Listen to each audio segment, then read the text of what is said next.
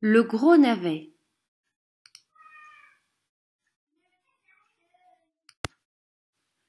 Il y a bien longtemps, un vieil homme et une vieille femme habitaient une bicoque branlante au milieu d'un immense jardin plein d'herbes folles. Le vieil homme et la vieille femme avaient 6 canaris jaunes, 5 oies blanches, 4 poules tachetées, 3 chats noirs, 2 cochons ventrus et une grande vache brune. Un beau matin de mars, la vieille femme s'assit sur son lit, sentit la tiédeur du printemps et dit « Le moment est venu de semer ». Le vieil homme et la vieille femme sortirent alors dans le jardin. Ils semèrent des pois et des carottes, des pommes de terre et des haricots. Et, pour finir, ils plantèrent des navets. Cette nuit-là, il y eut une grosse pluie sur le jardin, autour de la bicoque branlante. Flic, floc. Le vieil homme et la vieille femme sourirent dans leur sommeil. La pluie allait faire germer les graines, qui donneraient de beaux légumes bien tendres. Le printemps passa, et le soleil de l'été fit mûrir les plantes. Le vieil homme et la vieille femme récoltèrent leurs carottes et leurs pommes de terre, leurs pois et leurs haricots, et aussi leurs navets. À la fin de la rangée, il restait un navet qui paraissait très grand, un navet qui paraissait géant. Un beau matin de septembre, le vieil homme s'assit sur son lit, sentit la fraîcheur de l'automne et dit « Le moment est venu de déterrer ce navet ». Et il sortit. Le vieil homme tira sur le navet. Il le secoua tantôt à petits coups, tantôt violemment. Il s'arc-bouta de toutes ses forces, mais le navet ne bougea pas.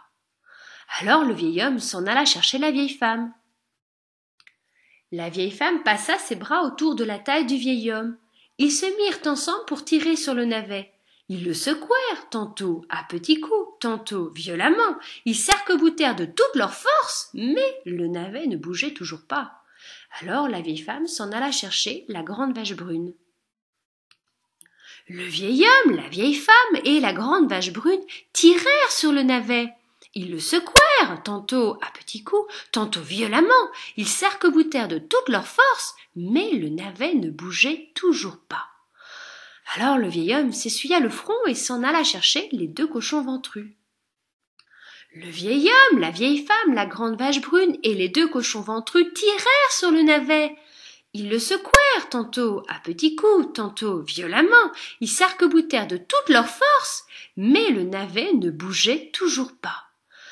Alors la vieille femme se retroussa les manches et s'en alla chercher les 3 chats noirs. Le vieil homme, la vieille femme, la grande vache brune, les 2 cochons ventrus et les 3 chats noirs tirèrent sur le navet. Ils le secouèrent, tantôt à petits coups, tantôt violemment. Ils s'arc-boutèrent de toute leur force, mais le navet ne bougeait toujours pas. Alors l'un des chats agita la queue et s'en alla chercher les 4 poules tachetées.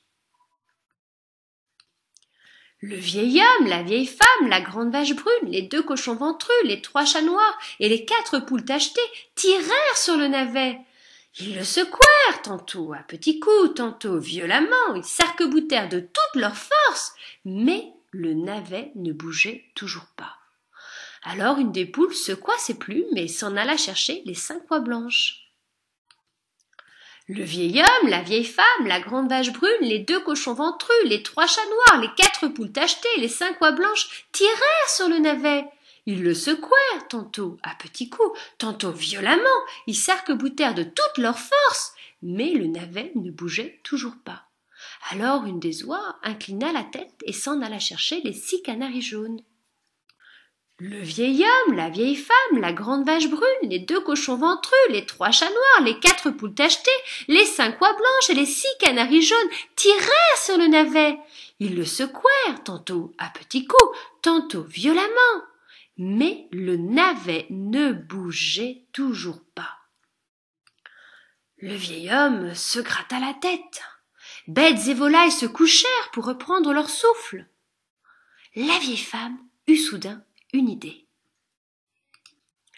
La vieille femme alla à la cuisine et plaça un morceau de fromage devant un trou de souris. Une petite souris affamée ne tarda pas à montrer le bout de son museau. La vieille femme s'en saisit et l'emporta au potager. Le vieil homme, la vieille femme, la grande vache brune, les 2 cochons ventrus, les 3 chats noirs, les 4 poules tachetées, les 5 oies blanches, les 6 canaris jaunes et la petite souris affamée tirèrent sur le navet.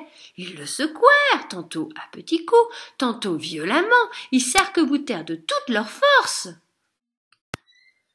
Pan! Le navet géant jaillit du sol et tous tombèrent à la renverse. Les canaris sur les souris, les oies sur les canaris, les poules sur les oies, les chats sur les poules, les cochons sur les chats, la vache sur les cochons, la vieille femme sur la vache et le vieil homme sur la vieille femme. Et, toujours étendus par terre, ils éclatèrent de rire.